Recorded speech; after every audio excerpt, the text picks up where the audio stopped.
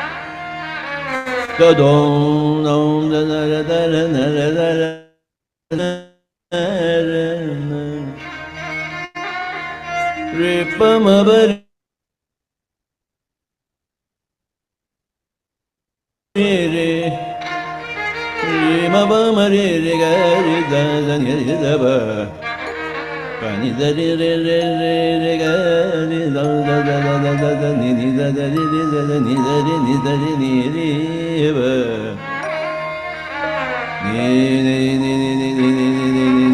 ni ba ni ba ni ba ni da pani da da da da pani de re re re da da da da da dong dong.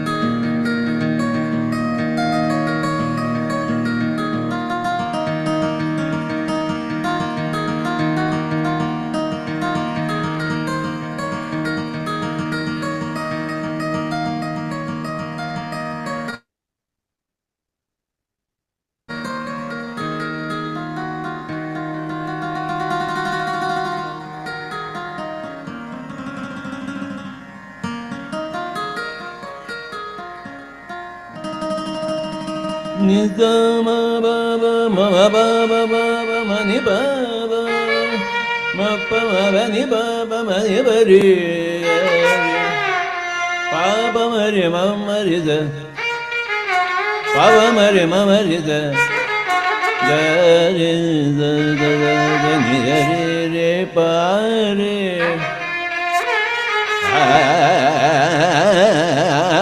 re da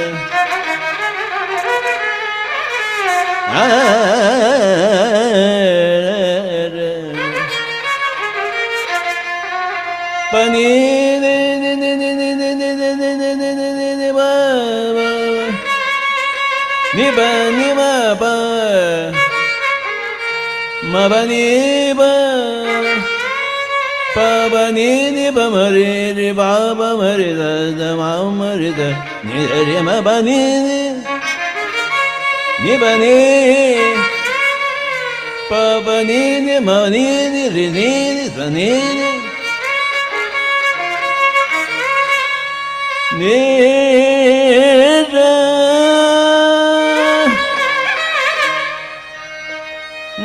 na na na dum dum dum na na na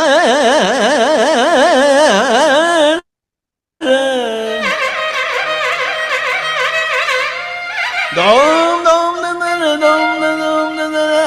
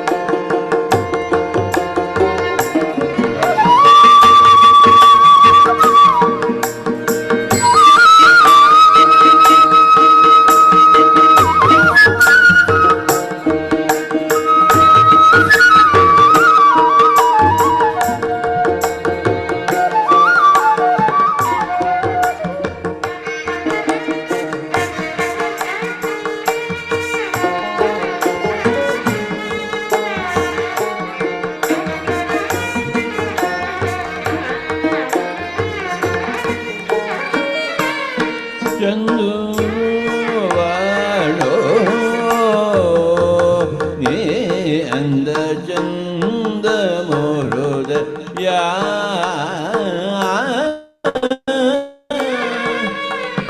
Arvind Brahma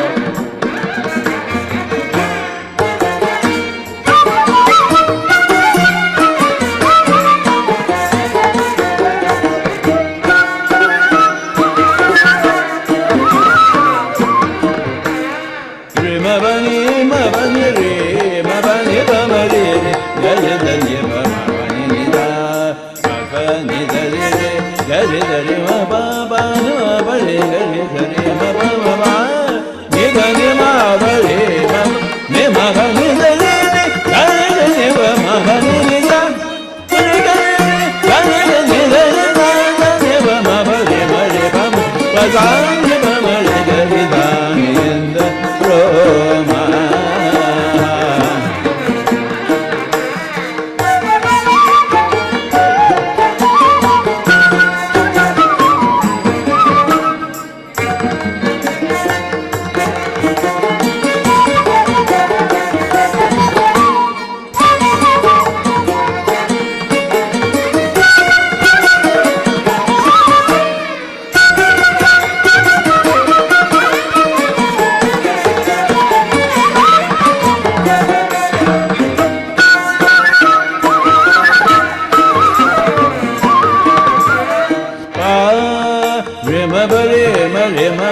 ni ba re ma re re ga re da ni ba ni da ba ma re ga re ba ba ma re ma ba ni re ma ba re ma ba ni ba ni ni da re re ga re re ga re re ga re re ga re re ga ni ba ga re re ga na ni ni ba ma re ma ga ni ba ma re ga re ga ni ro ma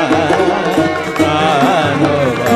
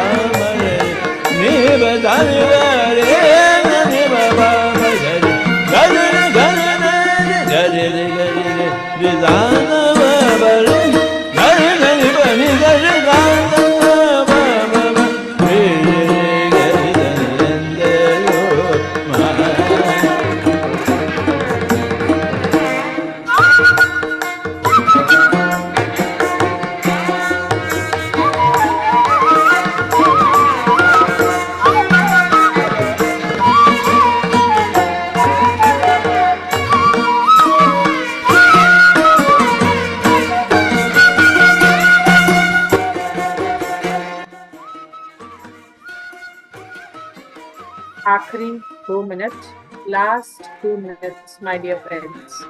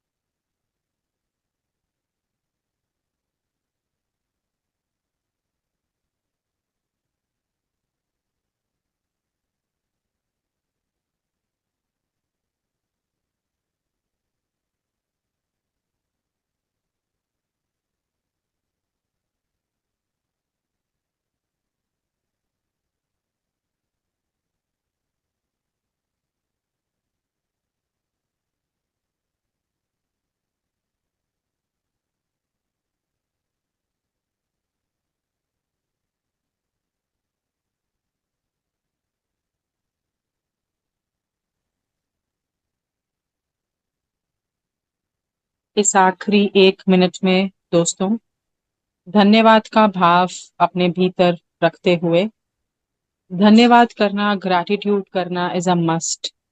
सर्वप्रथम अपने शरीर के प्रति, आपका शरीर आपके साथ है, आप देख पा रहे हैं, सुन पा रहे हैं, चल पा रहे हैं, मेडिटेट कर पा रहे हैं, ध्यान प्रचार कर पा रहे हैं।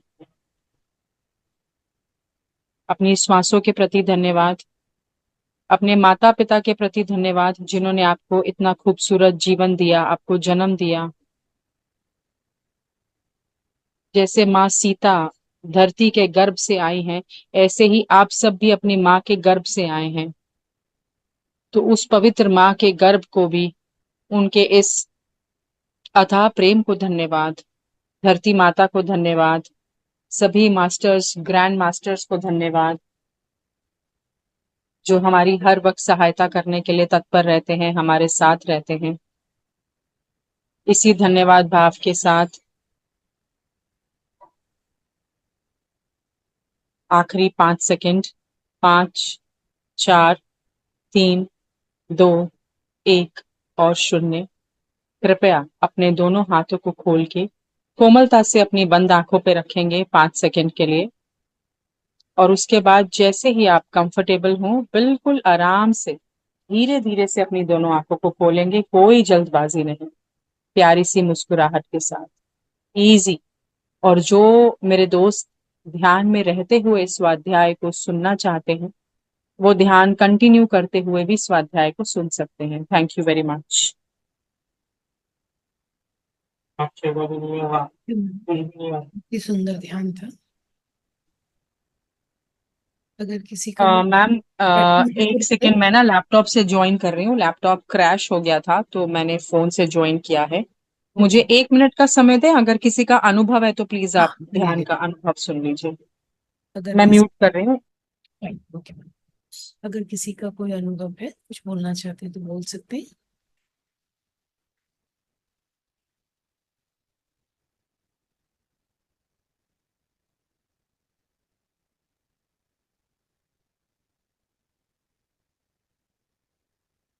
आज का ध्यान का किसी का भी कोई अनुभव है तो शेयर करना चाहते हैं तो कर सकते हैं, नहीं तो मैम जो है ज्ञान की यात्रा शुरू करेंगे।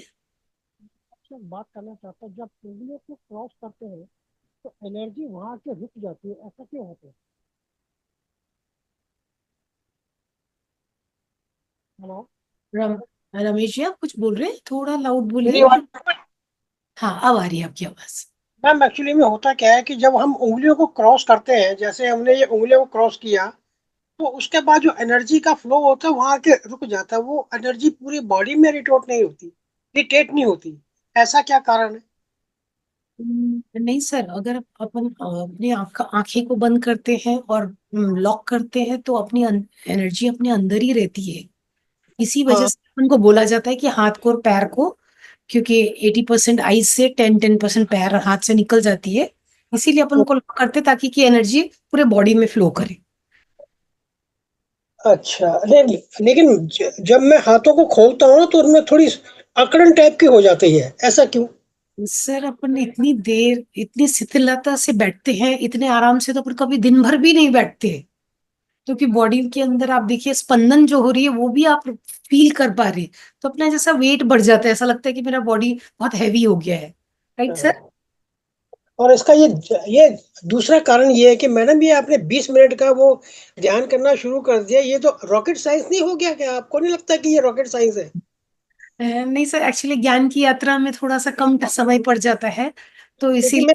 नहीं, मेरा तो काम चल जाएगा, क्योंकि मैं सवेरे अर्ली मॉर्निंग 4 बजे मैं बैठ जाता हूँ 1 घंटा के लिए। तो ओके मैं तो एडजस्ट कर लेता हूँ, लेकिन बाकी जो है उनके लिए कुछ ध्यान का आधा घंटा का टाइम लगवा लो, तो मेरा एक रिक्वेस्ट है, इट इज माई रिक्वेस्ट। नहीं, बिल्कुल सही कह रहे हैं सर। अभी आज हमने 37 मिनट्स का ध्यान किया है, आपको पता नहीं चला, 37 मिनट ध्यान किया है हमने। अच्छा, ठीक है मैम। नहीं, परमानेंट टाइम कमी होता जा रहा है वैसे, कभी 20 मिनट होता है, कभी 15 मिनट होता है, जबकि मेन तो ध्यान है। चर्चा आप हाँ कितनी कर लो, कोई ऐसा नहीं है महात्मा यहाँ पे कि जो याद रख सके वो। हाँ 10 दिन में आप बात 100 बात करोगे, 1000 बात करोगे, तो 1000 में से एक ही बात ध्यान में रहती है। और सब ध्यान में रखेंगे तो हर बात पर अमल भी नहीं कर पाएंगे पूरे जीवन में। Exactly right sir, exactly right. Sir, मैं सर से रिक्वेस्ट करूंगी, फिर जैसा सर बोलेंगे अपन कर लेंगे, ठीक है ना? Thank you so much. Okay. Ramesh sir, मेरा ये मानना है कि ध्यान आपको डिपेंडेंसी नहीं सिखाता है, आपको फ्रीडम सिखाता है। तो जब हम ध्यान सीख लेते हैं एक बार, केवल एक बार, तो वो काफी है। उसके बाद मास्टर का काम नहीं है आपको ध्यान सिखाना, आपका स्वयं का जिम्मेदारी है कि आप ध्यान करें। तो यहाँ ठीक है। पर हम ध्यान को इसलिए थोड़ा सा कम रख लेते हैं, 20 मिनट, 25 मिनट या 30 मिनट। देखो, जब हम ग्रुप में ध्यान करते हैं ना, तो उसकी बहुत कलेक्टिव ऊर्जा बहुत ज्यादा होती है।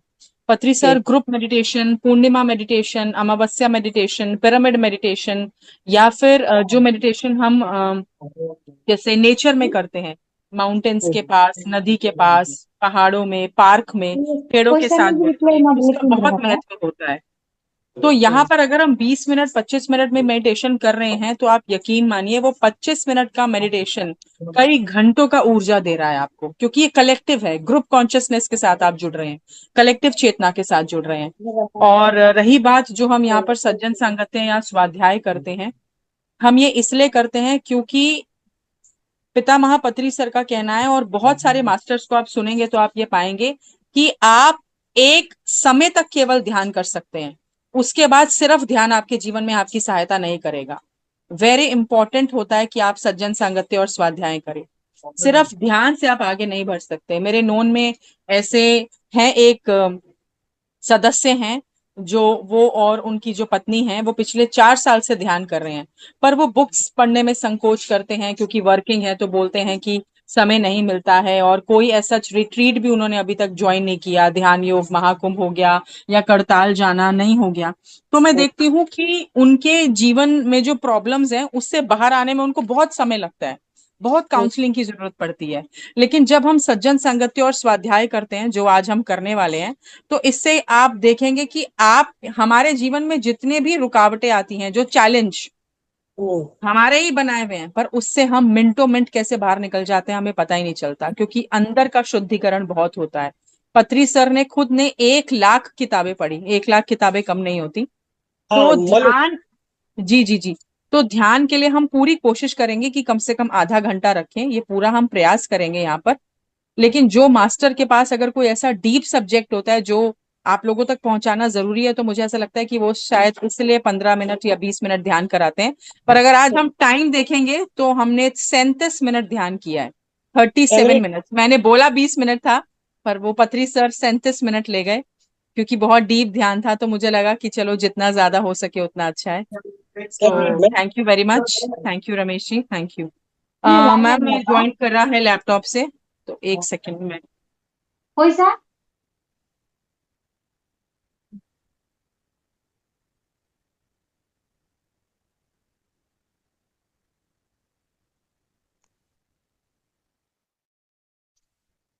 अभी आवाज साफ आ रही है मेरी, क्लियर है आवाज? यस मैम, अभी हाँ, साउंड बेटर आ रही है, क्योंकि कम आ रही थी उस वक्त, अभी सही आ रही। वो एक्चुअली मोबाइल से मैंने ज्वाइन कर लिया था ना, लैपटॉप में कुछ हो गया। तो फ्रेंड्स देखिए, this is the book Sitayan. कैमरे में दिख रहा है आपको सबको?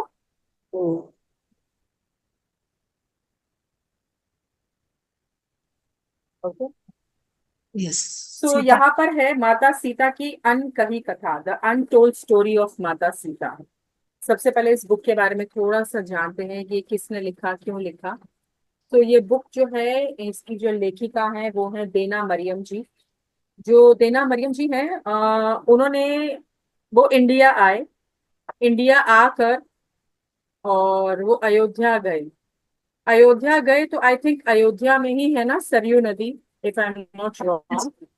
तो वो सरयू नदी पे जब गए तो उन्होंने जो नाव करी थी, तो उस नाविक को बोला कि आप सरयू नदी के बीचों बीच ले जाएं। तो सरयू नदी के बीचों बीच वो गए, और उनको ऐसा लगा, अंदर से ऐसा हुआ कि ये मैं पहली बार नहीं देख रही, यहाँ मैं पहली बार नहीं आई हूँ, जबकि वो पहली बार ही आई थी, पर अंदर से वो फीलिंग था। वो काफी देर वहां पर बैठी, आंखें बंद करके उन्होंने ध्यान किया, नाव में ही सरयू नदी के बीचों बीच।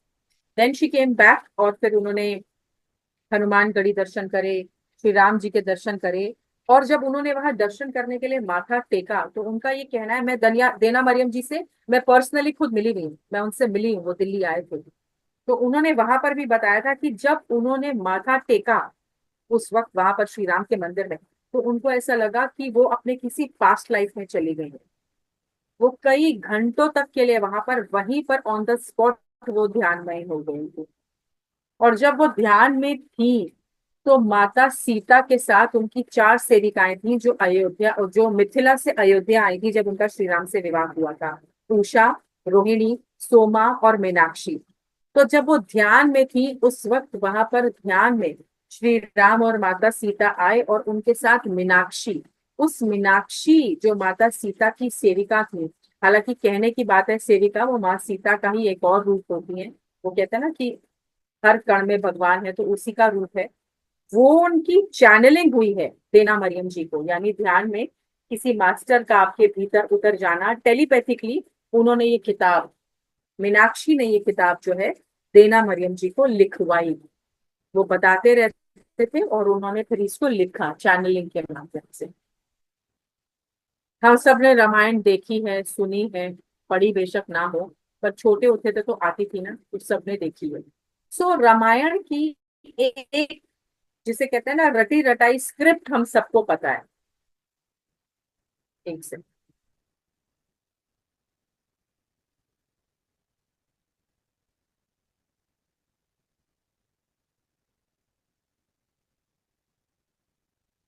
रामायण की एक रटी रटाई स्क्रिप्ट हमको पता है, हम सबको पता है कि एक श्री राम थे, एक माता सीता थी, वो मिथिला की रहने वाली थी, राजा जनक की पुत्री थी।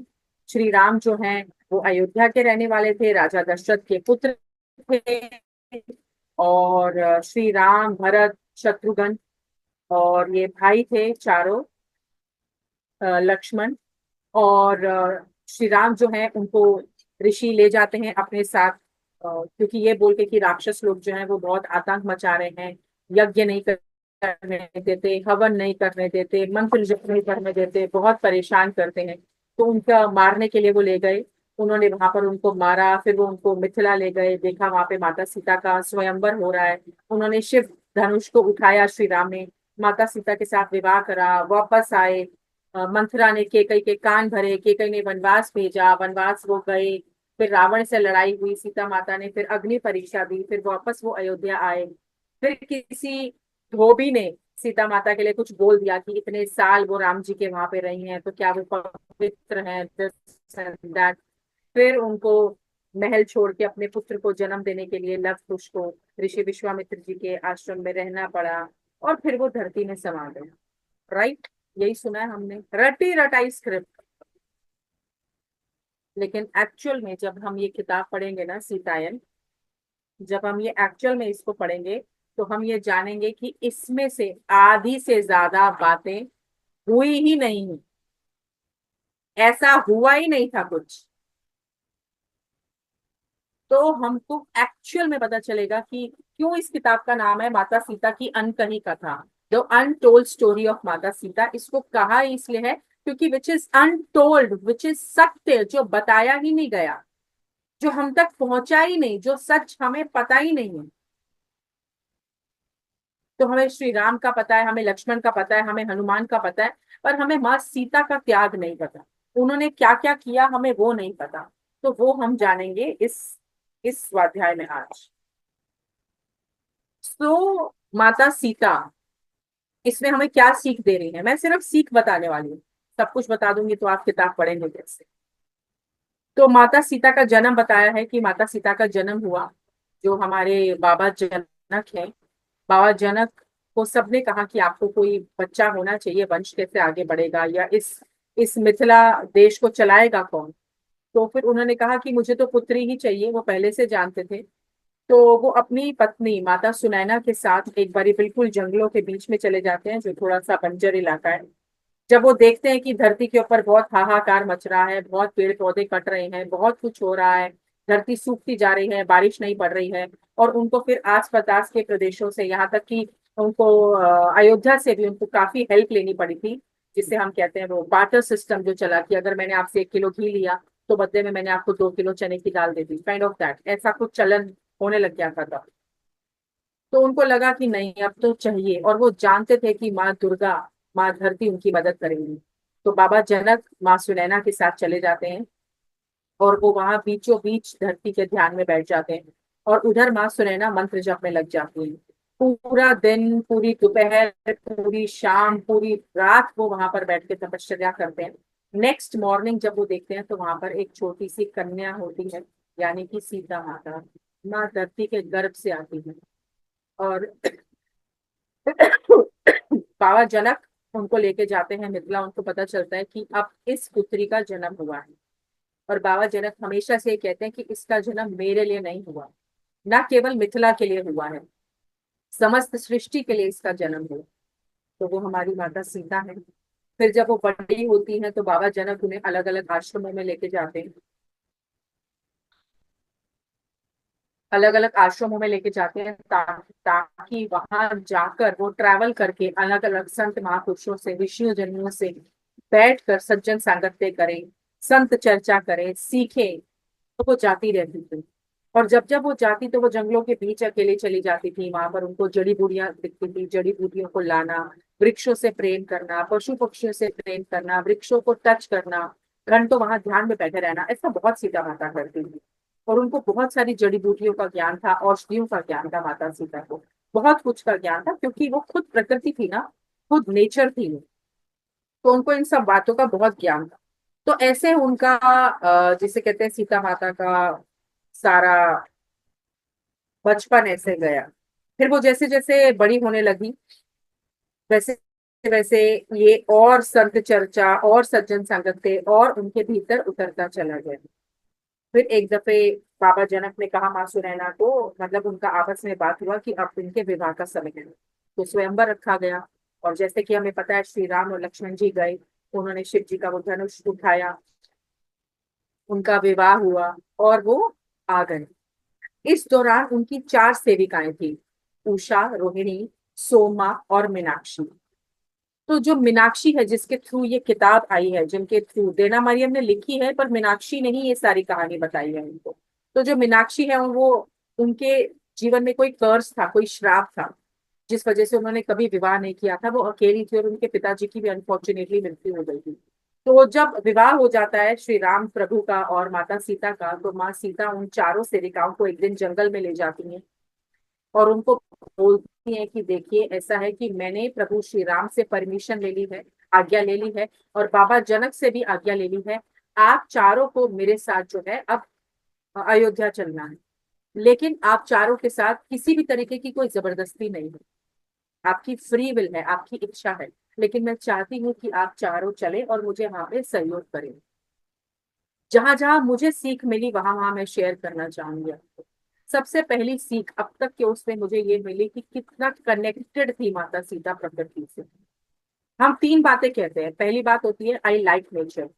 कोई मनाली जाता है, कोई शिमला जाता है, कोई नैनीताल जाता है, पहाड़ों में सभी घूमने जाते हैं, राइट। कोई कहीं जाता है, कोई कहीं जाता है, हम बोलते हैं आई लाइक नेचर। या फिर हम बोलते हैं आई लव नेचर, ये सब बोलते हैं। मुझे प्रकृति पसंद है, मुझे वहां रहना पसंद है। लेकिन फाइनल डेस्टिनेशन आपका कब है? जब आप ये बोलते हैं आई फील कनेक्टेड विद नेचर, यानी मेरा उससे एक कनेक्शन फील होता है मुझे। वो कनेक्शन हमें कौन सिखा रहा है इस किताब में? माँ Sita. How you feel connected with nature. अभी रिसेंट ही उदयपुर में एक रिट्रीट था जहां पर मैं होकर आई हूँ। आप यकीन मानिए वहां पर हम जंगलों के बीचों बीच रहे। शाम में 6 बजे हम खाना खा लेते थे, और खाना भी गैस पे नहीं बनता था, गोबर के उपलों के ऊपर मिट्टी के घड़े में खिचड़ा बनता था, और मकई की रोटी बनती थी, सैलेड हमें मिलता था, उबला हुआ खाना, उसमें सिर्फ नमक हल्दी, कोई लाल मिर्च नहीं, कोई तड़का नहीं, कोई प्याज लहसुन नहीं, नथिंग। मैं 6 दिन रही हूँ वहां पे। वहां लाइट्स नहीं थी, सिर्फ एक बल्ब जलता था। तारों की छांव में खुले में सोते थे हम, ठंडी ठंडी हवा में। एक सिंगल लाइट जलती थी रात को, वो भी इसलिए कि किसी ने वॉशरूम वगैरह जाना हो तो वॉशरूम के पास। गुप्त अंधेरा, जंगलों के बीचों बीच, सिर्फ पक्षियों की आवाजें, झिंगूर की आवाजें, ठंडी हवाएं, सैकड़ों तारे। नानी के घर की याद आ गई थी कि यार बचपन में ऐसे नानी के घर पर छत पे सोते थे, आप अब सोने को मिल रहा है। वहां मैंने इस स्वाध्याय को किया था। क्योंकि मैं घर से पढ़ के गई थी, मैंने 3 बार पढ़ी है सीतायन पूरी, पहली बार, दूसरी बार, तीसरी बार तो उसने मेरे पट खोल दिए। मुझे एक्चुअल में समझ आया ये किताब मुझसे कहना क्या चाहती है, माँ सीता क्या कहना चाहती है। तो वहां जब मैं उदयपुर गई, वहां मैंने कनेक्शन फील किया एक्चुअल में प्रकृति के साथ। बड़ी बड़ी चट्टानों पे हम बैठ के ध्यान करते थे। अगर कोशिश हुई तो मैं उसकी फोटोग्राफ्स आपके साथ शेयर करूंगी।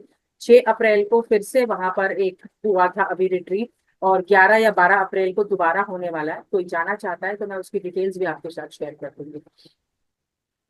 तो वहां बड़ी बड़ी चट्टानों पर बैठ के हम ध्यान करते थे, और आप यकीन मानिए चट्टानों के ऊपर जब मैं ऐसे दोनों हाथ रखती थी ना, आई कैन फील कि वो मुझसे बात कर रही है। जब सर ने बोला ट्री हगिंग करो, पेड़ों को गले लगाओ, तो जब हमने पेड़ को गले लगाया, पूरे शरीर में हमारे झंझनाहट होती थी। ऐसा लगता था जैसे अंदर कंपन सी कुछ हो गई हो। हमने वहां पे मड बाथ किया। सर ने कहा था कोई साबुन और शैम्पू से नहीं नहाएगा। हमने वहां साबुन और शैम्पू यूज ही नहीं किया, टॉयलेट जाते थे तो बस हैंड वॉश यूज करते थे। हमने मड बाथ किया, उसमें एलोवेरा जेल और नीम का पाउडर और बहुत कुछ मिला के उन्होंने बहुत इतनी सारी मड तैयार करी थी। उस मड से हम नहाते थे, उसको लगा के और बैठ के मेडिटेट करते थे, ताकि वो हम अर्थ कनेक्शन, अर्थ के साथ कनेक्टेड फील कर सके। तो असली कनेक्शन प्रकृति के साथ मुझे वहां पर पता चला। थैंक्स टू माँ Sita, thanks to the this book Sitayan, कि मुझे वो पता चला। तो पहली सीख इस किताब से मिलती है कि I like nature, I love nature, and I feel connected to nature में क्या फर्क है। कहना, बोलना, वहां पर जाके रहना, और फिर उसको आत्मसात करना, अनुभव करना, इज अ डिफरेंस। दूसरी सीख क्या मिली, जब माता अपनी चारों सेविकाओं को ले गई कि भाई आपकी मर्जी। सो यानी वहां पत्री सर की मुझे बात याद आई, नो इंटरफेरेंस। माँ सीता ने भी कोई इंटरफेरेंस नहीं किया। उन्होंने अपनी सेविकाओं को क्या बोला कि फ्री विल है आपकी, आप जाना चाहती हैं तो आप जरूर चलिए मेरे साथ, नहीं तो आप खुशी से भी यहाँ पे रह सकते हैं। तो इससे हमें क्या सीखने को मिलता है कि इतनी बड़ी माँ सीता, जगत की माँ, वो भी किसी की लाइफ में इंटरफेयर नहीं कर रही, वो भी पूरी बोल रहा है आपकी इच्छा है तो आप आइए। ये भी मुझे सीखने को मिला कि किसी की जीवन में हमको जबरदस्ती वो हम सलाह देने के लिए कूद पड़ते हैं ना, वो नहीं करना है। सबकी इच्छा से चलना चाहिए। तो आगे बढ़ते हैं। तो वो चारों सेविकाएं तैयार हो जाती हैं, अब सब लोग अयोध्या पहुंच जाते हैं। अयोध्या पहुंचते हैं तो वहां पर सब अपने काम में लगे हैं, सेवा में लगे हैं। मैं शॉर्ट और क्रिस्प में बताती हूँ। तो एक समय ऐसे आता है, अब जब माँ कैकेयी जो है वो अपने वचन मांगती है कि 14 वर्ष का वनवास राम को और भरत को जो है राज करती। अब चारों जो सेविकाएं हैं वो बहुत विचलित हो जाती हैं कि माँ छोड़ के चली जाएंगी।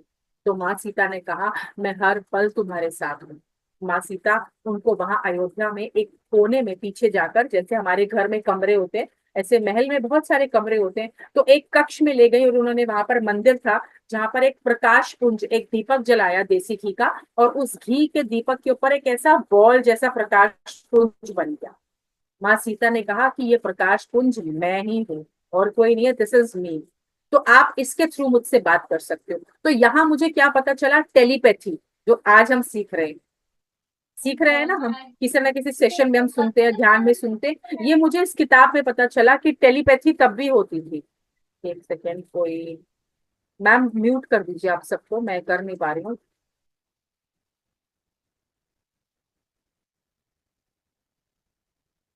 Thank you. तो मुझे पता चला कि अच्छा उस वक्त से टेलीपैथी होती है। आज कुछ नया नहीं है जो हम सीख रहे हैं। तो माँ सीता ने कहा कि इस प्रकाश पुंज के थ्रू जो है आप लोग मुझसे चारों सेविकाओं को अपनी अपनी ड्यूटीज, अपनी अपनी सेवा दे दी कि तुम ऐसे सेवा करोगे, तुम ये करोगे। चारों इस प्रकाश पुंज के पास आके टाइम टू टाइम मंत्र जप करोगे ताकि तुम मेरे को कनेक्टेड रहो।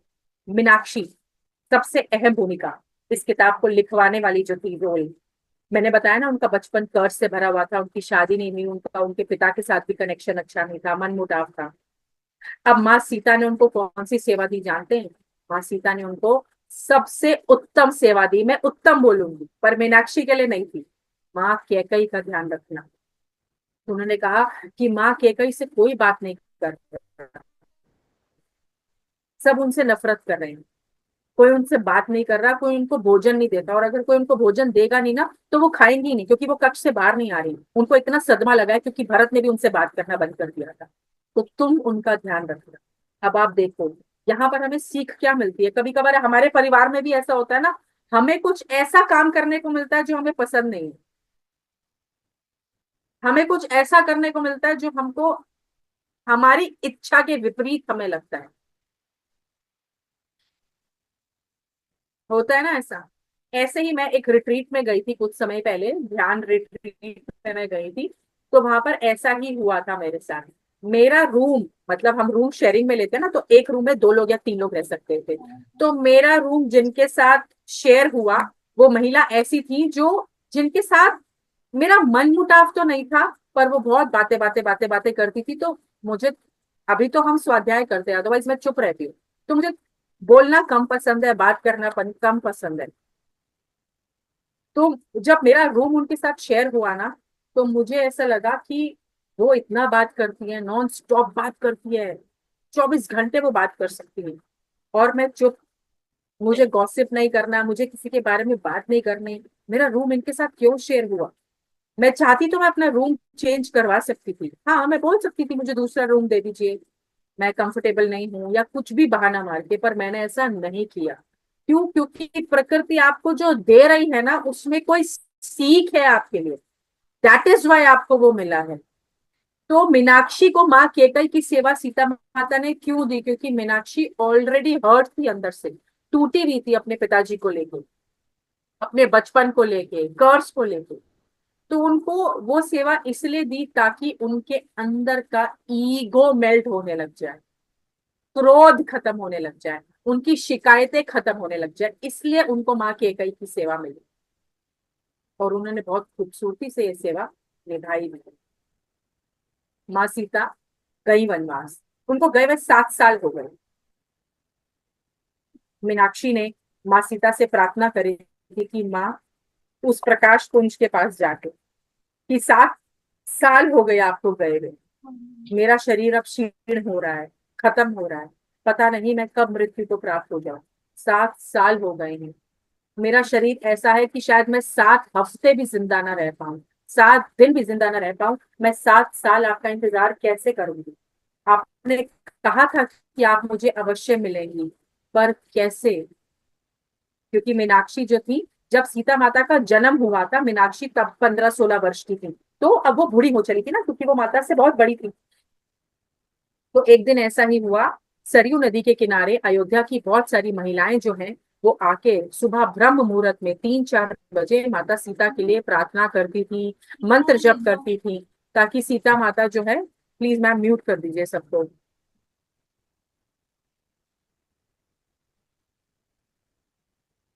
तो सीता माता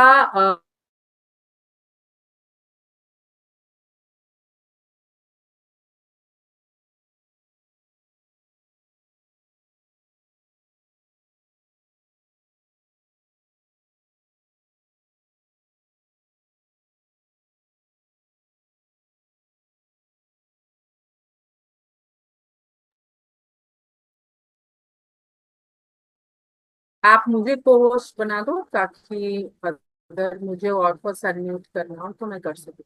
हाँ मैम। ओके। तो सीता माता,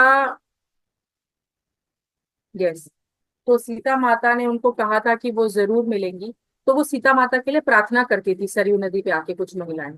तो एक दिन मीनाक्षी के मन में आया कि मुझे सरयू नदी जाना है, बहुत एक अंदर से स्ट्रॉन्ग अर्ज आया कि मुझे जाना है, मुझे जाना है, मुझे जाना है।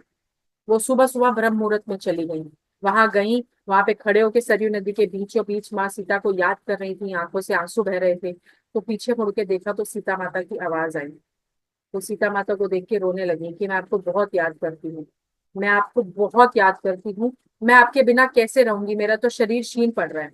तो वहां पे सीता माता ने उनको एक बात कही कि मीनाक्षी, हर पल के लिए, हर क्षण के लिए, आज के लिए, कल के लिए, अनंत समय के लिए, इस जीवन के लिए, अगले जीवन के लिए, पिछले जीवन के लिए, हर समय, हर क्षण, हर पल मैं तुम्हारे साथ हूँ, मैं तुमसे कभी अलग नहीं हूँ। जब माँ सीता ने ये बात बोली ना, मैंने बुक को बंद किया और मेरी आंखों से आंसू बह रहे थे। क्यों? हम कहीं ना कहीं पृथ्वी सर को याद करते हैं। चलो अगर मैं पृथ्वी सर की बात ना भी करूं, अगर हमारे माता पिता इस दुनिया को छोड़ के चले गए हैं, दादा दादी या नाना नानी, या हम जिसको भी मानते हैं, भगवान गणेश को, भगवान शेरावाली माता को, साईं बाबा को, महाअवतार बाबा जी को, हनुमान जी को, जिसकी भी हमारी आस्था है, मानते हैं ना उनको, तो इससे मुझे ये मैसेज मिला कि वो हर पल हमारे साथ है। ये हम पे डिपेंड करता है, हम महसूस कर पाते हैं कि नहीं। तो माँ सीता ने कहा कि इस जन्म के लिए, अगले जन्म के लिए, अभी के लिए, कल के लिए, अनंत जन्मों के लिए, हर पल, हर क्षण, हर मिनट में तुम्हारे साथ हूँ, चाहे तुम मुझे इस भौतिक आंखों से देख पाओ या ना देख पाओ। और माँ सीता ने ये भी कहा कि मुझे शरीर तक सीमित मत रखो, मैं हर जगह हर कण में हूँ। तो ऐसे ही हर कोई हर जगह हर कण में है।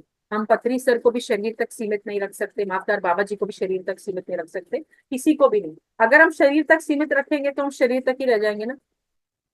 तो ऐसा कहते हुए सीता माता ने उनको अपने आखिरी दर्शन दिए, अपना वादा पूरा किया, और फिर उसके कुछ दिनों के बाद वही मीनाक्षी ने जो है अपना शरीर छोड़ दिया। अभी आखिरी 1 साल रह गया वनवास का, हम जल्दी जल्दी आगे बढ़ रहे हैं। जब आखिरी 1 साल वनवास का रह गया तो पंचवटी शायद जगह है, जगह का नाम है, जो सीता माता को बहुत पसंद आई।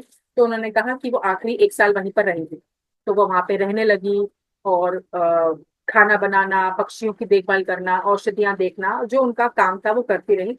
इस बीच इस पूरे 13 साल जो माता ने ट्रेवल किया, 12-13 साल, वो अलग अलग आश्रमों में गई, अलग अलग ट्राइब के लोगों से मिली। वो वहां पे क्यों गई? क्योंकि वो वहां पर उनको खेती बाड़ी सिखा रही थी। माँ सीता का और भगवान राम का यह 14 वर्ष का वनवास उनके लिए कोई सजा नहीं था, ये सब कुछ प्री प्लान था। माँ सीता ने मीनाक्षी को ये बताया भी कि मीनाक्षी, अगर माँ कैकई ना होती, मंथरा ना होती, तो कुछ और होता, पर ये होकर रहता, वो केवल बहाना बने। और माँ सीता ने ये भी बताया कि इस सब ड्रामा से पहले ऊपर एस्ट्रल वर्ल्ड में, जैसे एस्ट्रल वर्ल्ड होता है ना, हम ये सब जानते हैं, तो उन्होंने कहा इस सब नौटंकी से पहले, इस सब ड्रामा से पहले, उस एस्ट्रल वर्ल्ड में जब ये सब था कि ऐसा होना है, वो 14 साल के लिए जाएंगे, ये सब परिस्थिति बनेगी, ऐसा ऐसा होगा, तो कौन भगवान राम का साथ देगा? अपने ऊपर बुराई, बदनामी, कलंक कौन लेगा? तो ऊपर एस्ट्रल वर्ल्ड में माँ कैकई ने कहा था, हे प्रभु श्री राम, आपके इस अनन्य सेवा के लिए वो कलंक मैं अपने ऊपर लूंगी। It's not easy. जब आप ये पढ़ते हो तो आप ये जानोगे, तारीफ कराना बहुत मुश्किल है। अगर यहाँ पे आप में से किसी को सम्मान मिलना हो, ऑस्कर मिलना हो, सब हाथ खड़ा कर देंगे। लेकिन अगर हम किसी को ये बोले कि अरे देखिए, आपको कम से कम 10-20 लोग, 1000 लोग टमाटर जूते चप्पल मारेंगे, लेकिन आपको जाके इस जगह पर ध्यान प्रचार करना है, तो शायद एक का भी हाथ नहीं उठेगा, नहीं भाई, जूते चप्पले कौन उठा है। सो इट्स वेरी इजी अपना सम्मान करवाना, नेम फेम पाना, कलंकित होना, बड़ा बहुत बड़ा दिल चाहिए उसके लिए। तो माता कैकई ने कहा कि ये काम मैं करूंगी, अगर ये आप बहुत आप धरती की सेवा के लिए जा रहे हैं तो मैं आपका साथ दूंगी। तो माँ सीता ने कहा कि ये सब बहाने हैं, ये ना होता तो कुछ और होता, पर हमने ये करना था। तो वो 12-13 साल जो घूमे घूमे घूमे घूमे घूमे, जगह जगह जगह जगह में अलग अलग ट्राइब्स को खेती सिखा रहे थे कि खेती कैसे करने हैं, वनस्पति को सिक्योर कैसे करना है, अलग अलग फल सब्जी कैसे उगानी है ताकि आने वाली जनरेशन्स के लिए कुछ कम ना पड़े, पानी को कैसे बचा के रखना है, कौन सी औषधि कैसे यूज होती है। डिटेल में आपको इस किताब में पता चलेगा पढ़ने के बाद कि उन्होंने क्या क्या किया। अब आखिरी 1 साल, अब भगवान श्री राम और माँ सीता जब वनवास के लिए जा रहे थे, तो लक्ष्मण की जो माँ है, माँ सुमित्रा ही है ना, सुमित्रा होती है, तो माता सुमित्रा ने लक्ष्मण को आज्ञा दी थी कि भाई तुम सोओगे नहीं, सुबह सेवा करोगे, अब जब रात में राम को, श्री राम और माता सीता सोएंगे तब पहरा दोगे। तो श्री लक्ष्मण जी कई कई टाइम तक सोते ही नहीं थे, बहुत कम समय मिलता था उनको सोने का। तो जब सीता माता ने देखा कि लक्ष्मण की हेल्थ जो है वो गिरती जा रही है, क्योंकि उनको सोने को नहीं मिल रहा, तो उन्होंने सोचा कि वहां पर जो है कौन सी नदी थी, मैं भूल रही हूँ, हम्म, उस नदी के आगे जाके एक औषधि मिलती है जिससे नींद आती है। तो माता सीता ने सोचा मैं औषधि जाके लेकर आऊंगी। मुझे सॉरी नदी का नाम नहीं याद आ रहा। माता सीता ने उस नदी को अपनी बेटी माना था, Godavari I think, I am sorry, I think I Godavari है। तो माँ सीता ने उनको अपनी बेटी माना। तो वो नदी के किनारे गई तो माँ गोदावरी ने बताया कि माता आपको यहाँ यहाँ जाके ये औषधि मिलेगी। वो गई, औषधि इकट्ठी करी। जब वापस लौट रही थी तो उनको एक महिला बहुत रोती भी मिली। बहुत ज्यादा रो रही थी वो महिला। माँ सीता वहां रुकी और उनसे पूछा, भाई तुम कौन, क्यों रोई रही हो? तो उन महिला ने बताया कि मैं ये हूँ, मैं पार्वती से प्रार्थना कर रही हूँ। ऐसे ऐसे एक औरत है जो भेष बदल कर आती है, जो कहती है कि मैं ऋषि की बेटी हूँ, मेरा नाम माया है, जबकि वो शूर्पणखा होती है। तो मैं ऋषि की बेटी हूँ। शूर्पणखा ही है ना, रावण की सिस्टर। तो मैं आती हूँ, वो आती है माया का रूप धारण करके, सबको भ्रमित करती है। उसने मेरे पति को भी भ्रमित कर दिया, अपने साथ ले गई, उसके साथ विवाह कर लिया। मेरा पति ने मेरे को छोड़ दिया, सब लोग मुझी को थू थू करते हैं। मैं लाचारी, मैं बेचारी, कोई मुझे अपनाता नहीं। तो जी जी, थैंक यू। यस, गोदावरी नदी। तो माँ सीता ने उनको एक बहुत खूबसूरत बात बोली। उन्होंने कहा कि अगर ऐसा नहीं हुआ होता तो तुम्हें नारी होने का पता कैसे चलता कि स्त्री तत्व क्या है। उन्होंने कहा कि जो भी तुम्हारे जीवन में घटित हुआ, तुम्हारा पति किसी और स्त्री के साथ चला गया, भ्रमित हो गया, तुम्हें छोड़ दिया, ये हुआ ही इसलिए ताकि तुम अपने असली रूप को पहचानो, नारी शक्ति को पहचानो। तुम बहुत बड़ी साध्वी बनोगी, वृंदा उन लेडी का नाम होता है। तो बोला कि तुम बहुत बड़ी साध्वी जो है बनोगी, तुम तपश्चर्या करो। और माता ने उनको ध्यान सिखाया। उन्होंने कहा कि वो ध्यान उन्होंने ऋषि अनसुईया से सीखा था। तो माँ सीता उनको ध्यान सिखाती हैं। और इन 14 वर्ष के में उसमें माँ सीता घंटों घंटों तक ध्यान में बैठी रहती है। तो ध्यान आज का नहीं है, ध्यान तब का है, ध्यान से ही सब आगे बढ़े हैं।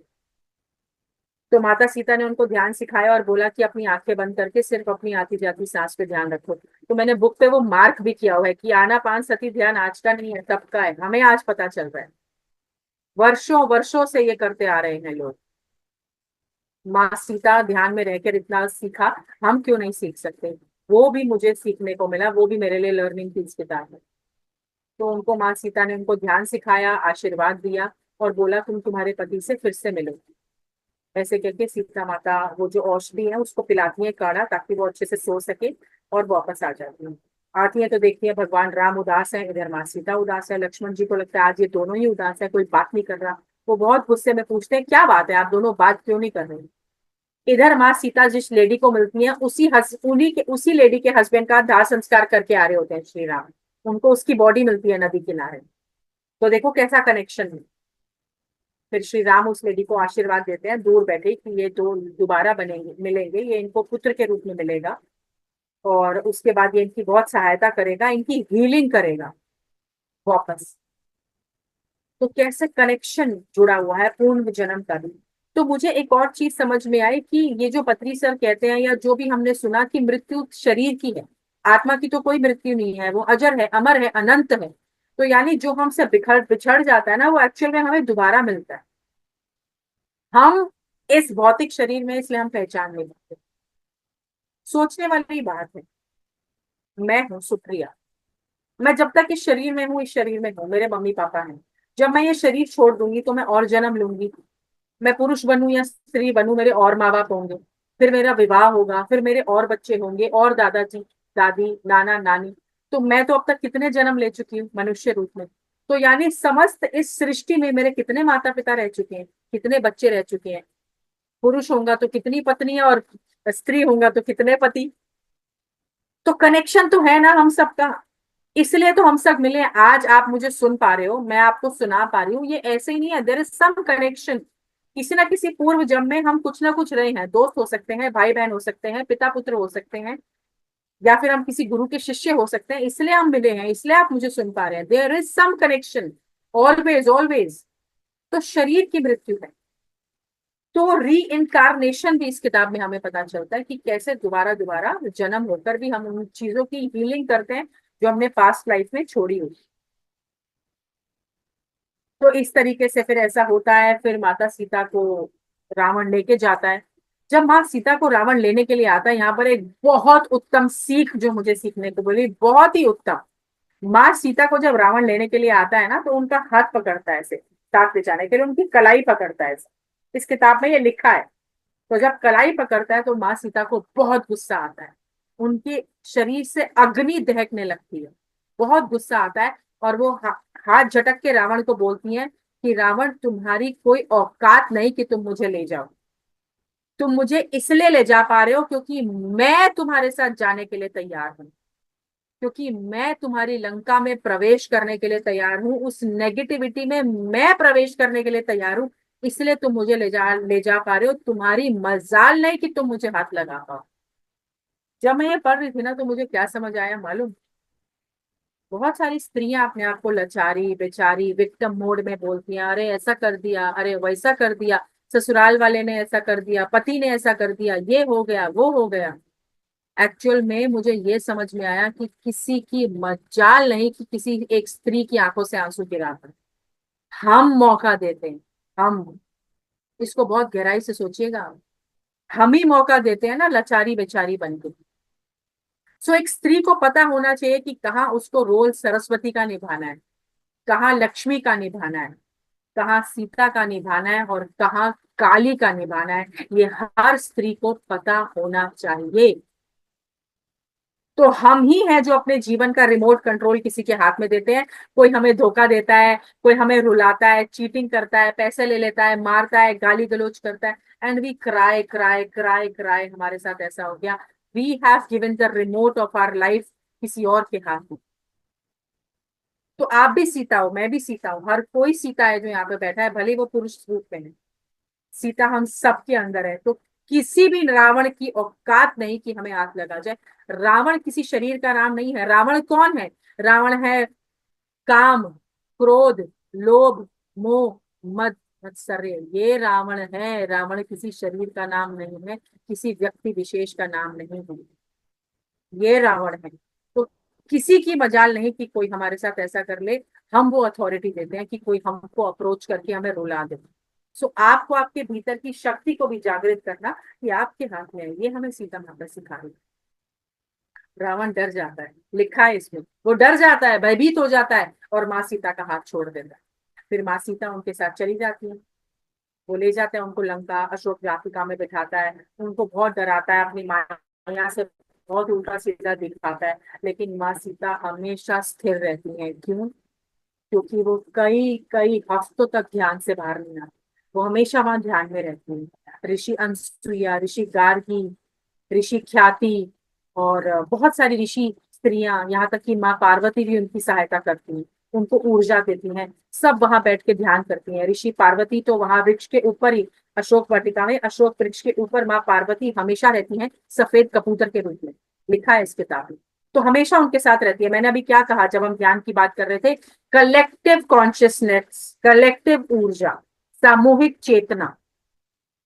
तो ये सामूहिक चेतना ही थी जिसने माँ सीता को इतना धैर्य दिया कि वहां रहकर भी वो उस रावण के जाल में फंस नहीं पाए।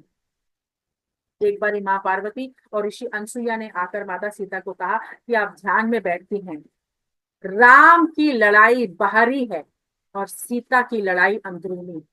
समझे आप क्या मतलब है यहाँ पर? यानी राम कौन है? हर पुरुष राम है, जिसकी लड़ाई बाहरी है। क्या लड़ाई है उसकी? सब्जी लाकर देना, काम करना, बिजनेस करना, ऑफिस जाना, स्कूटर गाड़ी चलाना, अपने बच्चे की स्कूल की फीस के लिए, अपने घर के राशन के लिए पैसा इकट्ठा करना, ये राम की ड्यूटी है, ये पुरुष की ड्यूटी है। उसकी लड़ाई बाहरी है और सीता की लड़ाई अंदरूनी है। जो उस परिवार में रहकर उस परिवार को एकजुट करके रखे, वो स्त्री सीता है। कि कुछ भी चलता रहे परिवार में, पैसे की कमी है, कोई बीमार है, सास ससुर में से कोई बीमार है, किसी की मृत्यु हो जाती है, घर में कोई फंक्शन है, देना है लेना है, शादी है, कुछ भी है, वहां पर सीता की लड़ाई अंदरूनी है। कि बाहर कुछ भी नाटक चल रहा है, सीता यहाँ से कितनी धैर्यवान होके अपने परिवार को जोड़ के रखती है, वो सीता है। तो उन्होंने कहा कि श्री राम तो बाहर से लड़ेंगे रावण से, आप अंदर से लड़िए। आप रावण के मस्तिष्क में घुस जाइए और वही खेल उसके साथ खेलिए जो वो खेल आपके साथ खेल रहा है। अब इसका क्या मतलब है हमारे लिए, हम लोगों के लिए? इसका क्या मतलब है कि रावण काम, क्रोध, लोभ, मोह, मद मत्सर्य, अहंकार ये जी करेगा, ये रावण है। लेकिन आप सीता की तरह अंदरूनी उसी के मस्तिष्क में घुसिए, यानी उसी को मात दीजिए। ये कैसे हो सकता है? इंद्रियों पे काबू करना। वो कैसे हो सकता है? केवल और केवल आनापानसति ध्यान से, ऐसा सज्जन संगत्य और स्वाध्याय सुनने से, निरंतर प्रैक्टिस, अभ्यास अभ्यास अभ्यास। तो आप भी सीता की तरह अंदरूनी लड़ाई को जीत पाएंगे, धैर्य को रख पाएंगे। रावण ने एक ऐसा खेल रचा, जब माँ सीता ध्यान में बैठी थी तो रावण ने ऐसा खेल रचा कि माया से उनको यह दिखाया कि बाबा जनक और माँ अनसुईया की मृत्यु हो गई, उनकी मृत शरीर पड़ा है। और बाहर से रावण हंस रहा है जोर जोर से, तुम्हारे पिताजी मर गए, तुम्हारी माता बन गई, पूरा मिथिला जल गया, पूरा मिथिला भस्म हो गया। वहां खड़े होके वो बोल रहे हैं, पर माता सीता वॉज क्वाइट, शांत, बिल्कुल शांत। एक लफ्ज माता सीता ने नहीं बोला, एक बार भी अपनी आंखें नहीं खोली, एक अश्रु अपनी आंखों से एक आंसू नहीं गिराया। क्यों? क्योंकि वो जानती थी कि ये असत्य है। ये कहां से आया? ध्यान। She knows here deep down, उनको मालूम था ये माया है जो मुझे तंग कर रही है। मुझे मालूम है मेरा सत्य क्या है, मुझे मालूम है कि सही क्या है। जब उन्होंने इस सत्य को आत्मसात किया तो महापरमा पार्वती और ऋषि अनसुईया ने आके उनको दिखाया कि उनके पिता जीवित हैं, वो ध्यान कर रहे हैं, किसी ऋषि के आश्रम में है। Not to worry anything. माँ सीता समझ गई, भारी रावण, ये भारी नेगेटिविटी, ये भारी दुनिया तो आक्रमण करेगी दोस्तों आप पे, लेकिन अगर आप ध्यान करते हैं, आप स्वाध्याय करते हैं, आप सज्जन सांगत्य करते हैं, आप यहाँ से शांत रहेंगे, आप हर जंग को जीतने की क्षमता रखेंगे, हर रावण को हराने की क्षमता रखेंगे, जैसे अशोक वाटिका में माँ सीता ने किया। तो ये सारी लर्निंग हमको इस किताब से मिलती है, बहुत सारी लर्निंग्स हमको इस किताब से मिलती है। फिर युद्ध हुआ, रावण की मृत्यु हुई, वो वापस लौटे, और इस सब के बीच भी बहुत कुछ हुआ। बहुत बड़ी कथा है, बहुत लंबी कहानी है। लव कुश का जन्म यहाँ पर बताया है, और कैसे लव कुश का जन्म हुआ, कैसे वो ऋषि विश्वामित्र के आश्रम गई, ये भी प्री प्लान था। कोई धोबी वोबी ने शिकायत नहीं करी थी, कोई चुगली नहीं करी थी, सब झूठ। ये प्री प्लान था, क्योंकि माता ने पहले ही सोच लिया था कि जब मेरा बच्चा होगा तो मैं उनको प्रकृति के बीच में रह के जन्म देना चाहती हूँ, ताकि जो मैंने सीखा प्रकृति के साथ प्रेम कनेक्शन, जो मैंने वैल्यू सीखी है, वो मैं अपने बच्चों को दे पाऊँ। इसलिए वो गई थी ऋषि विश्वामित्र के, और वो एक और शिक्षा देना चाहती थी इस धरती को, दुनिया को, लोगों को, कि पति और पत्नी अगर दूर भी हैं, राम अयोध्या में और वो ऋषि विश्वामित्र के यहाँ, तो अगर पति और पत्नी दूर भी हैं, स्त्री और पुरुष दूर भी हैं, तब भी वो कैसे अपने परिवार को संभाल सकते हैं। परिवार सिर्फ वो नहीं जिसमें आप रहते हैं, समस्त परिवार, वासुदेव कुटुंबकम आपकी ऊर्जा से ही चलता है। आप वो कैसे चला सकते हैं, ये भी माता सीता इस किताब के माध्यम से हमें सिखा रहे हैं, कि जरूरी नहीं है पति और पत्नी को एक छत के नीचे रहना है। इससे उस हर महिला को मैसेज मिलता है, अगर कोई महिला डिवोर्सी है, अगर कोई महिला के पति ने उनको छोड़ दिया है या मृत्यु हो गई है, अनफॉर्चुनेटली विडो है, तो जरूरी नहीं है कि आप बिल्कुल भौतिकता में साथ रहें। अलग रहकर भी आप कैसे इस महान से हवन कुंड में अपनी सेवा की आहुति दे सकते हैं, आप कैसे सेवा में रहते हुए इस परिवार को संजो के रह सकते हैं, ये हमें माता सीता से इस किताब से सीखने को मिलता है दोस्तों। यहीं पर मैं अपनी वाणी को विराम देती हूँ। कहने को बहुत कुछ है, बताने को बहुत कुछ है, लेकिन मैं चाहूंगी, गुजारिश करूंगी आप सबसे कि आप माँ सीता श्री राम की एनर्जीज के साथ जुड़ें, इस किताब को जरूर पढ़ें, और पढ़ते समय ना मार्क करते रहें। जो आपको समझ आ रहा है उसके नोट्स बनाते रहें, क्योंकि वो आपकी समझ है। जो मेरी समझ थी वो मैंने शेयर किया, पर जो आपको समझ आएगा वो आपके जीवन के अकॉर्डिंग आपको समझ आएगा। जिस भी तरीके का जीवन आप जी रहे हैं, आपको आपके आंसर्स मिलेंगे। तो थैंक यू सो मच, इतने प्रेम और धैर्य से आप सबने मुझे सुना। 10-20 हो गए, आपने समय निकाला, आप सबको बहुत बहुत धन्यवाद। आपके भीतर बैठे परमात्मा को मेरा कोटि कोटि प्रणाम। Thank you so much. Thank you ma'am. Thank you ma'am, बहुत अच्छा ज्ञान में और ध्यान भी था। और मैं चाहूंगी अब किसी को अगर कोई प्रश्न है मैम से तो एक बार पूछ ले। सुनीता मैम कुछ बोलना चाह रही हैं?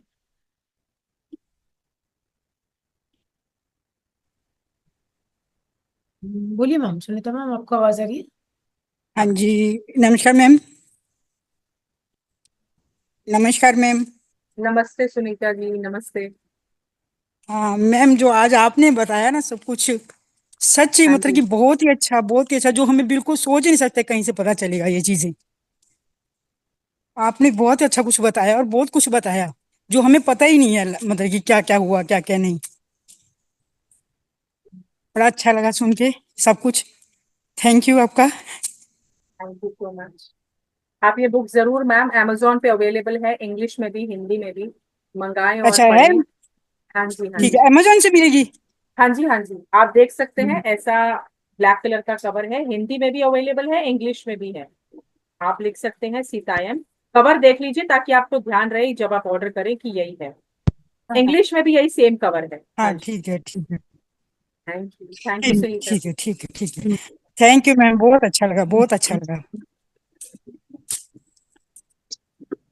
नमस्ते मैम। नमस्ते। हाँ, बहुत अच्छा लगा। जी जी। बहुत कुछ सीखना सीखी हूँ। ऐसे तो मालूम था, पढ़ा भी हूँ, लेकिन आपसे जो ज्ञान मिला, बहुत सीखा, बहुत अच्छा लगा। हाँ, thank you thank ma'am. You. Thank you. Thank you. और किसी का कोई प्रश्न? हाँ मैडम, नमस्ते। नमस्ते। बहुत अच्छा लगा मैडम, बहुत बहुत अच्छा लगा। थैंक और यू। हमारा एक थोड़ा रिक्वेस्ट मैडम, जी। ये और थोड़ा 22-23 2 दिन में भी आके ऐसा हमारे साथ जोड़ के। Yes, I will try my best. तो 22 और 23 को मैं हूँ नहीं यहाँ पे, आई एम गोइंग टू द्वारा हाट, भावतार बाबा जी। तो अच्छा अच्छा। आप मुझे कांटेक्ट करिएगा, तो मैं वहां पर फ्री रही तो जरूर सेशन लूंगी। आप मुझे कॉल करके रिमाइंडर जरूर दीजिएगा। ठीक है। Right, thank okay you. Madam. Thank you. बहुत अच्छा था मैडम, सीता का स्वाध्याय। थैंक यू मुझे मौका देने के लिए, सॉरी कल मिस हो गया था। Thank you so no much. Problem madam, आपका थोड़ा प्रॉब्लम था ना, ठीक। Okay, thank you madam. Thank you. Narendra sir, आपका कुछ प्रश्न है शायद? हाँ जी, हाँ जी, हाँ जी सर। हाँ जी, हाँ जी, नमस्ते। नमस्ते सर। हाँ जी, आपने माता सीता के बारे में बहुत अच्छी तरीके से आपने वर्णन किया है, और उनकी आंतरिक जो चीजें हैं उनके बारे में आध्यात्मिक विवेचना भी की है कि वास्तविकता में सीता क्या है, रावण क्या है और राम क्या है। तो इन सब के बारे में बताया है, और बहुत अच्छा है कि बाह्य जगत को छोड़कर हम आंतरिक जगत पर भी काम करें। अब मेरे दो तीन प्रश्न हैं, क्योंकि आप वहाँ उदयपुर गए हैं, वहाँ मैं भी जाता हूँ, लेकिन हो सकता है आप अलग जगह गए होंगे, क्योंकि जहाँ मैं जाता हूँ वहाँ थोड़ा अलग है। वहाँ अगर आपने नाम सुना हो तो एक वो है अभिमन्यु ध्यान योग केंद्र। नाम नहीं सुना होगा शायद आपने। आपने नहीं सुना है। वहाँ है उदयपुर से गुजरात वाला जो रोड जाता है, तो गुजरात वाले रोड पर पहाड़ियों के बीच में है ना, वहाँ पहाड़ है, बड़े बड़े हिल स्टेशन है, उनके बीच में है, वहां पर है। तो वहां मैं जाता रहता हूँ। आप थोड़ा अलग जगह गए होंगे। तो जी हाँ, जी। मेरा ये प्रश्न था जी, प्रश्न की बात करते हैं कि आपने सीतायन की जो पुस्तक है इसका अध्ययन भी किया और बहुत अच्छा बताया आपने हमें। तो कुछ दो तीन प्रश्न मेरे दिमाग में आ रहे थे, तो आपने जब सीता जी का ये पुस्तक का अध्ययन किया है तो हो सकता है कि मुझे यहाँ से उसका समाधान भी मिले। जी सर्वप्रथम सर। आपने जब शुरुआत की थी, हाँ जी, शुरुआत की थी सर्वप्रथम, तो आपने ये कहा था कि जो वहाँ के राजा थे, जो जनक उनके रहे हैं, और मिथिला जो उनकी माँ है, फिर उन्होंने मिट्टी के अंदर माता सीता है जो उनको प्राप्त किया। ये यहीं से शुरुआत की थी आपने, है ना। तो जी मैं क्या यहाँ थोड़ा सा ये जान सकता हूँ कि वास्तविकता में वो जो वहाँ मिट्टी के वहां से ही उनका जन्म हुआ था, या उसके पीछे कोई दूसरी कहानी थी, या कोई दूसरा, थोड़ा सा आप मुझे एक तो इसका बताएं। जी नरेंद्र जी, सबसे पहली बात तो ये वही मैंने बताया जो मैंने इस किताब के द्वारा पढ़ा है, और इस किताब में ये लिखा हुआ है और उसमें यही लिखा है कि उन्होंने वहां पर ध्यान किया, बाबा जनक ने और माँ सुनैना ने मंत्र उच्चारण किया, पूरा दिन लगाया, और नेक्स्ट डे उनको वहां पर माँ सीता छोटे बच्चे के रूप में, न्यू बॉर्न बेबी के रूप में प्राप्त हुई। तो ये इसमें लिखा है, इतना ही मुझे पता है। पर एक्चुअल में क्या हुआ, मैंने कहा ना कि ये एक चैनल्ड बुक है। एक्चुअल में तो हमें पता है कैसे पता चल सकता है, आपको या मुझे, केवल ध्यान के माध्यम से। आप घंटों घंटों ध्यान करिए, मिनिमम 3 आवर्स 4 आवर्स, और अपने इस प्रश्न को लेके बैठिए। मैं आपको ये दावे के साथ कह सकती हूँ, शायद माँ सीता खुद ही आपको उत्तर दे देंगे। हमारी क्या मजाल हम ये जी बता सकें। हम वही बताते हैं जो हमने पढ़ा है, इसी बुक में लिखा है, और जो हमने पढ़ा वो हमने आपके साथ शेयर किया। बाकी मैंने कहा जी ना कि हमारे बिल्कुल। जितने भी वो सवाल हैं उनका उत्तर हमारे ही भीतर है। आप ध्यान में बैठिए और ये सवाल रखिए, you will get the answer. जी बिल्कुल, ये बात सही कर रहे हैं आप। देखिए, इसके पीछे कुछ क्या है, एक दो किंवदंतियां चलती हैं। मैं इसलिए वो थोड़ा सत्य आपसे जानना चाह रहा था, क्योंकि आपने पुस्तक पढ़ी है। वो किंवदंतियां थोड़ी इस प्रकार से हैं कि कुछ लोग तो ऐसे कहते हैं कि ये रावण जो था, वहां से उसकी जो पत्नी थी मंदोदरी, तो मंदोदरी का वहां से उन्होंने क्या है, वो घड़ा है, उस घड़े के अंदर वहां से जो रक्तस्राव जो भी है वहां से भरा। फिर उसके बाद क्या है, ऐसी कुछ स्थिति हुई कि रावण जो है तपस्या में बैठा था, और उसी को क्या है कि वो उसने जमीन में ले जाकर गाड़ दिया।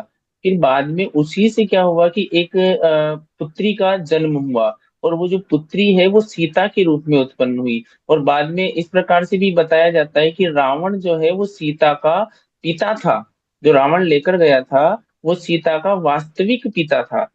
तो ऐसा भी बताया जाता है, यानी सीता उनकी रावण और मंदोदरी की बेटी थी असलियत में।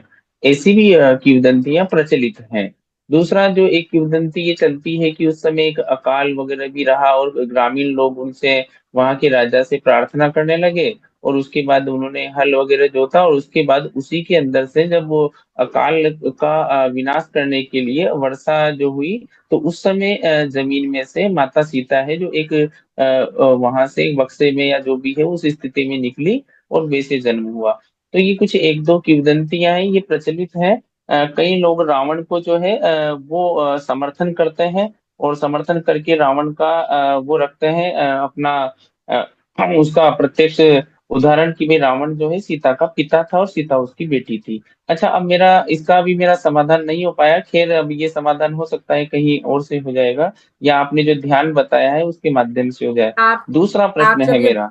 एक सेकंड में, एक सेकंड आपको रोकती हूँ। आप जब ये किताब पढ़ेंगे तो आप ये भी जानेंगे कि एक्चुअल रावण कौन था। रावण जो है वो जी। हमारे भगवान विष्णु और श्री लक्ष्मी जो थी, तो वैकुंठ में वो पहरा देता था। जय विजय दो भाई थे ना, तो जय के रूप में था। हम्म। तो उनको बहुत ज्यादा अहंकार आ गया था, बहुत ज्यादा उनके अंदर विकार आ गए थे। तो भगवान विष्णु और माँ लक्ष्मी ने उनको कई बार समझाया कि आप ये विकार छोड़ो और ध्यान करो, विकार छोड़ो और ध्यान करो। और जब वहां पर वो आए थे ना सनत कुमार, उन्होंने उनको भी अपमानित करके भगा दिया था जय ने, द्वार से ही, भगवान विष्णु से मिलने नहीं दिया था। तो उन्होंने उनको श्राप दिया था कि तुमको वापस अपनी ये चीजें समझने के लिए 3 जन्म लेने पड़ेंगे। तो पहला जन्म जो रावण ने लिया वो लिया हिरण्यकश्यप के रूप में, है ना, प्रहलाद जी। उनके पुत्र हुए। दूसरा जन्म रावण, और तीसरा कंस के रूप में भगवान कृष्ण ने उनको मारा। फिर जो कंस का आखिरी जन्म था वो वापस खत्म होके वापस वो विष्णु लक्ष्मी जी की सेवा में जय के रूप में चले गए थे, क्योंकि ये वो सब खेल खेलने के लिए ये सब कुछ हुआ था। तो ये भी आप जान पाएंगे। बाकी एक्चुअल जो आपने जी पूछा कि जी माँ बिल्कुल। सीता, तो वो तो आप ध्यान में बैठिए, कनेक्ट टू माँ हाँ सीता हाँ, एंड नहीं वो आस्क। आपने, हाँ, एक्चुअली मैंने इसलिए पूछा, आपने पुस्तक पढ़ी ना, तो मैंने ऐसा सोचा हाँ, कि हो पुस्तक में सकता वही है आपको लिखा है। उत्तर पता हो। हाँ जी। हाँ, अब दूसरा मेरा एक प्रश्न और है कि अब हम जहाँ बात करते हैं कि रामायण की तो और सीता माता की, राम जी की, लव कुश की, और जो उस समय विश्वामित्र या जो वशिष्ठ ऋषि सब इनकी बात करते हैं, तो एक और चीज प्रचलित है कि जो रामायण है वो जो हुई नहीं, वो रामायण कभी नहीं हुई। हाँ, राम जी जरूर हुए थे, सीता भी हुई थी, लेकिन उस समय ऐसा न तो कोई युद्ध हुआ और न कोई ऐसी स्थिति हुई। वो एक सुखमय जीवन उन्होंने गुजारा, और सुखी समय उनका था। और ये बाद में जो युद्ध वाली बात बताई जाती है इसको थोड़ा आध्यात्मिक व्याख्या करके बताया जाता है। जो अभी आपने बताई कि हमारे जो षड विकार है, काम, क्रोध, मद, लोभ, मोह, तो इन षड विकारों को ही रावण कहा जाता है। और जो सीता है वो आपने बताया कि हम ही सीता है, और राम कौन है, वो एक परमात्मा ही राम है। तो उसकी याद में यदि हम रहते हैं तो हमारे जो ये षड विकार है हम इनको कंट्रोल करके फिर शांति, प्रेम, आनंद, पवित्रता और शक्तियों की तरफ बढ़ते हैं। और यही क्या है कि राम राज्य स्थापन होना है, यही राम राज्य है। और उस परमात्मा राम से मिलना इसी को कहते हैं। और जो असलियत में रामायण जो है, यानी कि हम जिनका कहानी देखते हैं टीवी पर, और इस प्रकार से कि श्रीलंका गए और वैसा हुआ, ऐसा कुछ हुआ ही नहीं। ऐसा और बोलते हैं कि हाँ भाई राम वगैरह हुए थे, लेकिन ऐसा कुछ नहीं हुआ। तो थोड़ा सा इसमें मैं आपका मार्गदर्शन चाहूंगा। देखिए सर, इसमें भी मैं यही बोलूंगी, ध्यान करिए और जानिए। बहुत कुछ सुनते हैं ना, हमको पता चलने के लिए बहुत सारी बातें पता चलती हैं, है ना, बहुत सारी चीजें पता चलती हैं। लेकिन हमको अगर खुद सत्य जानना है तो उसका एक ही तरीका है, ध्यान के माध्यम से उस मास्टर के साथ जुड़ जाइए, उन मास्टर की ऊर्जा के साथ जुड़ जाइए, ताकि आप डायरेक्ट कनेक्शन, क्यों पत्री सर कहते हैं direct connection, so direct connection जब आप रखेंगे ना तो आप आंसर दे पाएंगे। मैं इस प्रश्न का उत्तर देने के लिए शायद सही व्यक्ति नहीं हूँ, क्योंकि मैंने जो कुछ भी बताया मैंने वही बताया है जो मैंने इस किताब में पढ़ा है, जो मैंने समझा है, मेरी समझ में जो आया मैंने आपको वही बताया, है ना। पर आपको सत्य जानना है कि ऐसा हुआ था या नहीं हुआ था, ये आपका प्रश्न है। उसके लिए nobody can give you answer. मैं तो क्या, इवन नॉट पत्री सर, मैं ऑनलाइन कह रही हूँ आपको ये, कि पत्री सर भी होते हैं, वो भी आपको यही कहते हैं, ध्यान करिए, खुद जानिए, खुद पता चले कि ऐसा हुआ, ऐसा नहीं हुआ। जी और अगर ऐसा हुआ तब भी, और अगर ऐसा नहीं हुआ तब भी, मान लीजिए ये कहानी ही क्यों ना रही हो, सत्य में ऐसा ना हुआ हो, पर हमें सीखने को क्या मिलता है।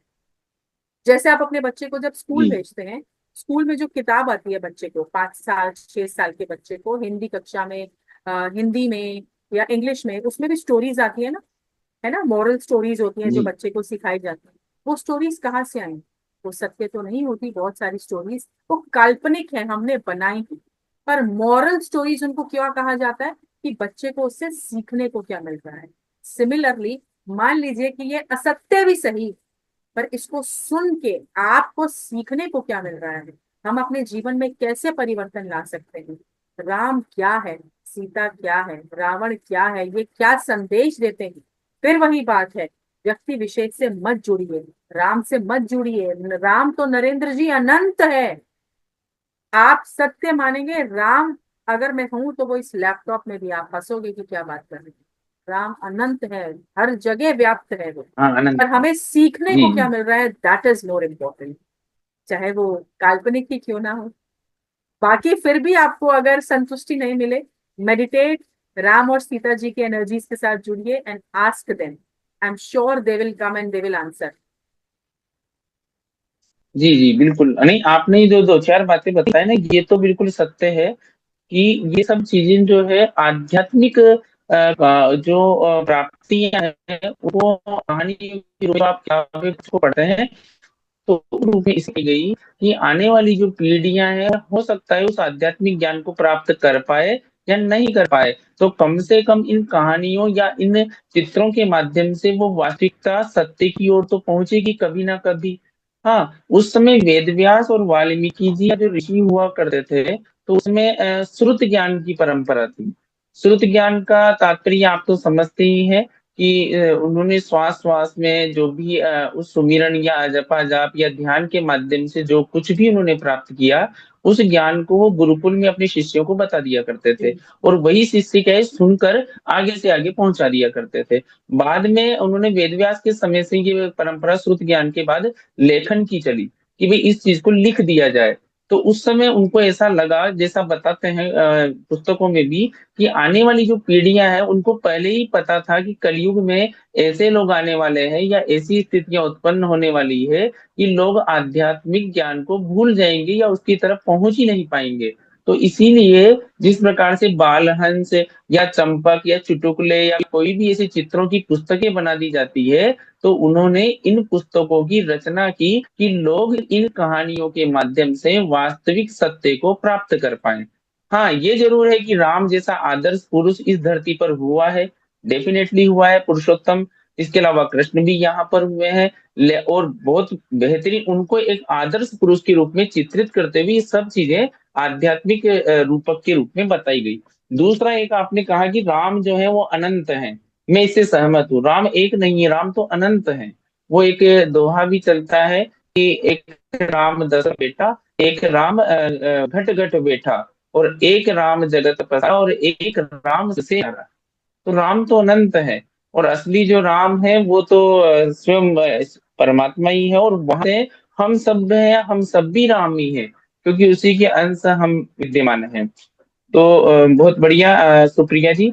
और भी कोई ऐसे, हम खुद भी आपने जो बताया, जो मुझे सलाह दी कि आप स्वयं जो है ध्यान करके इन प्रश्नों के उत्तर पाइए, और दूसरा आप स्वाध्याय भी कीजिए। फिर भी आपने जितना जो कुछ बताया इस सेशन में, उसके लिए आपका सुप्रिया जी बहुत बहुत धन्यवाद।